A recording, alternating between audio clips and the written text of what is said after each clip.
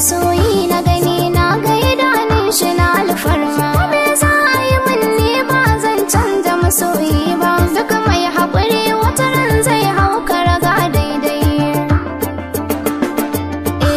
Ni dai liyaliyan nan burge ni kake, idan kai fara'a har wani shege ni kake.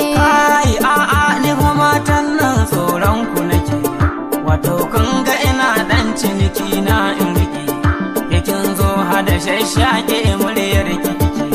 To ai kai na ga sele ne yayin kake.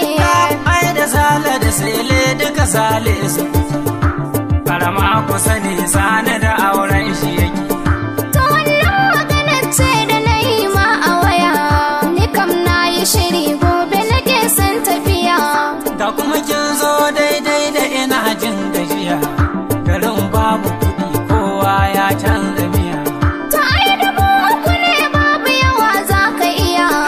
Ai 3,000 kan kin karɓi kuɗin akuya, ina laifin faɗari 3 in zana iya, da ƙasar ta ki ruwan sanyi har ƙara jiya.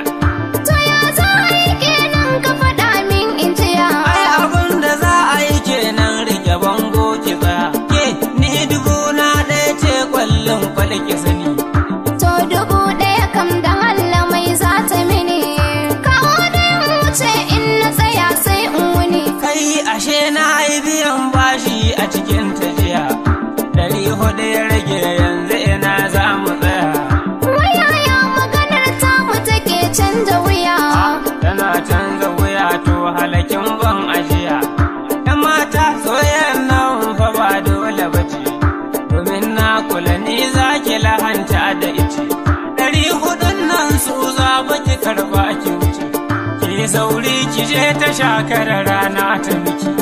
To shi kenan kawo su a gaggauce nake. Kai ashe zan sai kati kuma bayan azahar, abin dai da yawa ga la'azar ga azahar. Ga 170 ba ni 30 in rike, tausayin ki na ji na san ba yadda ki